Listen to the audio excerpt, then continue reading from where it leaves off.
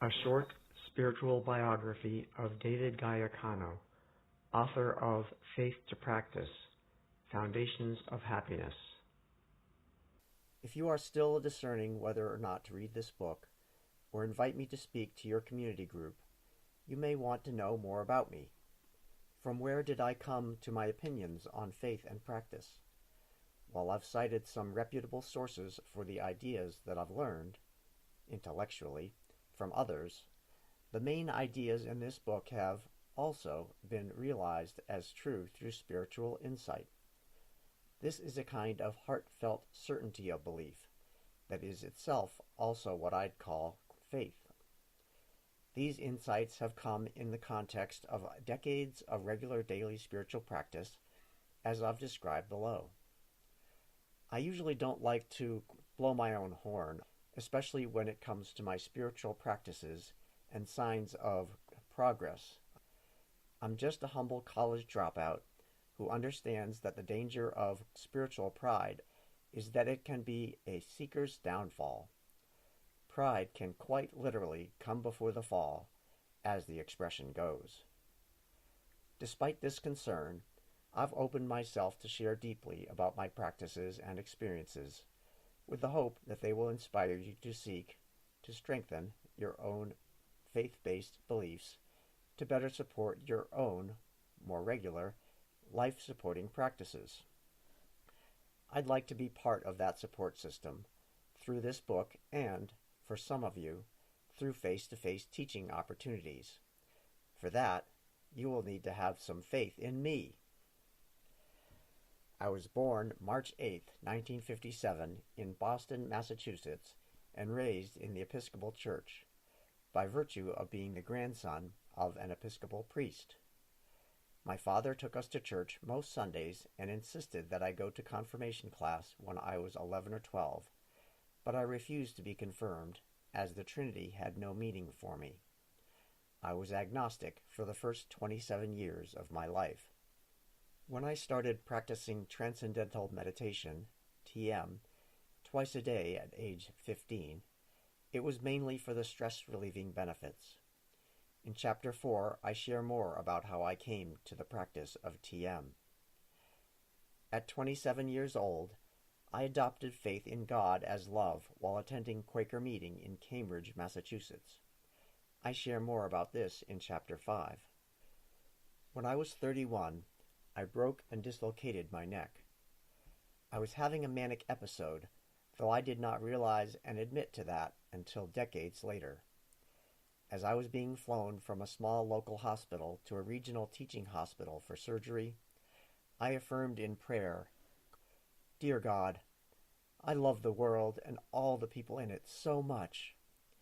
If I can walk and move my arms again, I'll be better able to spend the rest of my life giving to others." The surgery went well, and I've been trying to fulfill that promise ever since, in one way or another.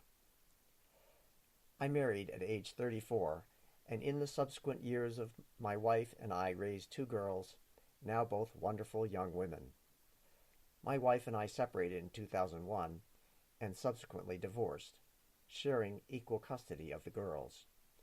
In the process of separation, I changed my last name from Muncie Kano back to Kano, adding the middle name Gaia because of my belief in global unity.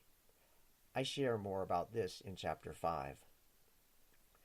Not long before my mother died, when I was 39, she gave me a final gift, a copy of the book The 7 Spiritual Laws of Success by Deepak Chopra.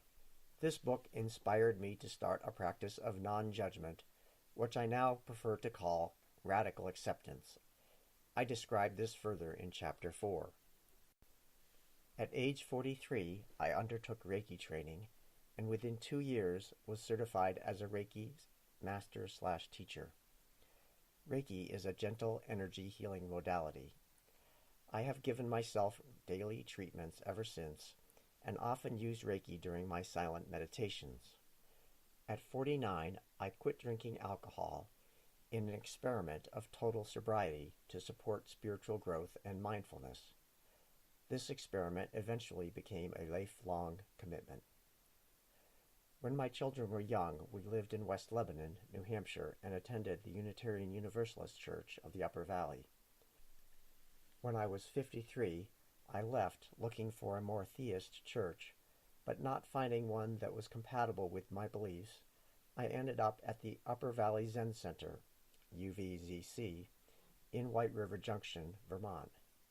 The attraction of UVZC was that silent practice has no content that I felt needed translation, as was the case in the Christian churches. These place too little emphasis on the divine unity for my taste. This was my first experience of a significant amount of group meditation practice after 38 years of meditating twice a day at home. Turning 55 was a big year for me in many ways. In December, I finally retired from my computer programming career, which I had enjoyed at 25, but which I had come to find lacking in opportunities to make a real difference meaningful to others. Spiritual practice had become more important to me than ever. In March, I started an experiment in celibacy. I decided not to look for a new primary relationship because the transitional nature of my life was likely to take me out of the Upper Valley area. Shortly thereafter, I experienced a mini awakening. I started to experience the radiant beauty of all creation, which later inspired me to write these poems. Illuminating Now. A thing is beautiful when it inspires attention to hold you fully and profoundly in this moment. Conversely, when you dare to live purely in the naked now, diligently, gently, patiently releasing the veils of judgment, interpretation, comparison, and memory, you will experience a radiant beauty with all of creation. The next poem. Contrast. Radical commitment to practice acceptance illuminates everything. Experience radiant perfection in shimmering edges of cumulus clouds, backlit by the sun, in silhouettes of trees at dusk, against the gentle sky, in side-lit textures of walls and ceilings, mere bumps of paint. Be contrast between light and dark, joy and pain, compassion and judgment. Be sublime textures of perception, thought, feeling. Be full-spectrum equanimity, laughing annoyance, inspirational pain, serious joy. Be gentle arms of compassion, accept attachments, embrace suffering. When you're ready, surrender. This perception lasted steadily for 3 months or so. After it faded, it could be restored again through extended meditation practice, such as a 1 to 2 day solo retreat. I didn't mind so much when this perception was not with me, because I knew that perfection of creation is still the reality in which we live. I was just not able to see it all the time yet. The experience strengthened my devotion to spiritual practice. In the middle of that same year, I started to practice meditation at the Heart of the Valley Mindfulness Practice Center, whose members mainly follow the Buddhist teachings of Thich Nhat Hanh and the Plum Village monastery he founded. Inspired by his teachings, I started a practice of mindfulness meditation during repetitive tasks like washing dishes, routine walking, e.g., to refill my water glass at work, and more. Over the course of the next 2 to 3 years, this practice would become continuous throughout every day as I made the transition to being a full-time contemplative practitioner. For years, I'd wanted to live in an intentional community of some kind and began a search for same. I looked into becoming a monk, but all of the monasteries I found had age requirements. I was too old to be considered. When I was 57, I went to a Buddhist retreat where I received the 5 mindfulness trainings and was given the Dharma name Virtuous Friend of the Source by Michael Saborsky, a former monk at Plum Village. The 5 mindfulness trainings are a modern form of Buddhist rules to live by to support practice and live a wholesome, loving life. I spent the year that I turned 58, 2015, as an intern at Koinonia Farm in Americus, Georgia, a Christian, new monastic, intentional community established in 1942. This was another very big year for my practice. In March, I started a full-time practice of staying with the sense, I am, as taught by Sri Nisargadatta Maharaj in his book, I Am That. I share more about this practice and the beliefs that support it in Chapter 5. In October of that year, I experienced another awakening.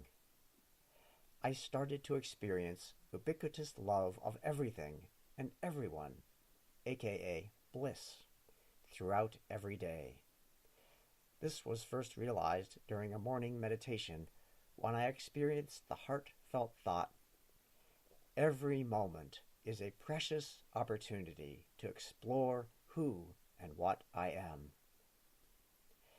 I had fallen in love with the I am practice of releasing most thoughts as they arose throughout the day. The energy of my earnest devotion had increased, and with it came the experience of divine love, aka presence of God. As I moved throughout my day, I had the warm feeling of being in love, but without the attachment that had always come with my previous experiences of romantic love. Wherever I cast my gaze, there was the object of my love in all of its perfect beauty. My experience of other people was even more sublime. Everyone was perfectly lovable and radiantly beautiful. I found myself entranced by this realization as I feasted on the presence of God in everyone with whom I worked and met at the farm.